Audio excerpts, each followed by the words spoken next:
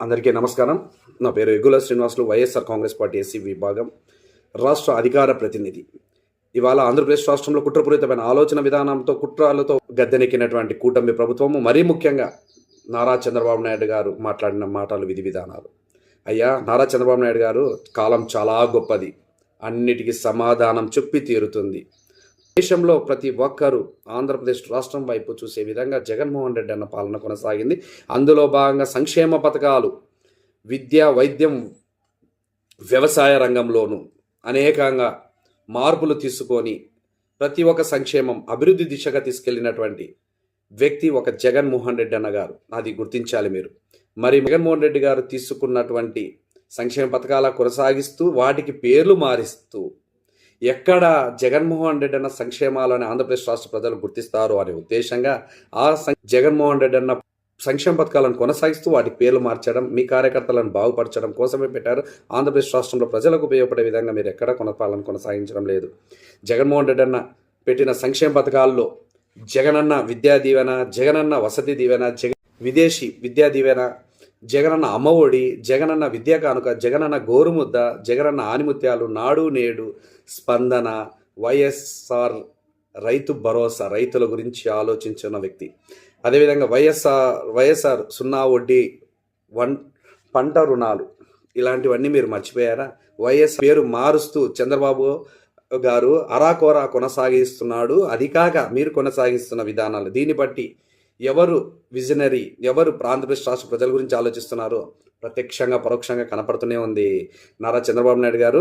అదేవిధంగా దిశ యాప్ను కూడా పేరు మార్చి స్త్రీశక్తి అనే తీసుకొని వచ్చారు. అది ఎక్కడ అమలు కాలేదనడానికి నిత్యం మహిళలపై జరుగుతున్న దాడులు, అత్యాచారాలు, హత్యలు సాక్ష్యంగా నిలబడుతున్నాయి. కానీ నాడు తీసుకుని వచ్చిన అప్పులు సంక్షేమ పథకాల రూపంలో నాయుడు చేస్తున్న అప్పులు ఒక్క సంక్షేమ పథకానికి కూడా ఉపయోగపడడం లేదు. మరి ఆ డబ్బులు ఎవరి జోబిలోకి వెళుతున్నాయి? చంద్రబాబు నాయుడే సమాధానం చెప్పి తీరాలి. దీన్ని ప్రశ్నించాలి పవన్ కళ్యాణ్ గారు. ఎందుకు మీరు ప్రశ్నగా మిగిలిపోయారు? ఎందుకు మీరు ప్రశ్నగా ఉండాల్సిన అవసరం వచ్చింది?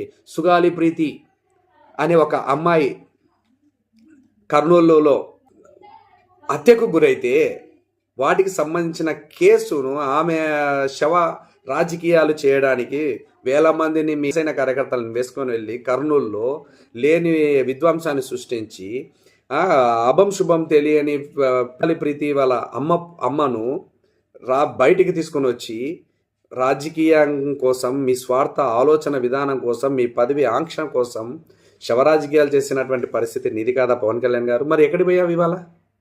ఆ రోజు సుగాలి ప్రీతి చనిపోయిన రోజు కూడా తెలుగుదేశం పార్టీని అధికారంలో ఉన్నది. ఇవాళ కుట్రపూరితమైన ఆలోచన విధానంతో ఆంధ్రప్రదేశ్ రాష్ట్రంలో మీరు పాలన కొనసాగిస్తున్నారు. తిరుమలలో భారీ అవినీతికి పాల్పడుతున్నారని తమరు రాగానే వాటిని రద్దుపరుస్తామని మాట్లాడిన చంద్రబాబు నాయుడు గారు అధికారంలోకి వచ్చి ఏడాదిన్నర కావస్తున్నా కానీ శ్రీవారి టికెట్లను రద్దు చేయకపోగా టికెట్లను పెంచి కొనసాగిస్తున్నటువంటి పరిస్థితి ఇవాళ మీకు కనపడడం లేదా? మరి పవన్ కళ్యాణ్ గారు, మీరు గంట కోటి మాట్లాడతారు కదా, నేను ఒకటి సూటి ప్రశ్న.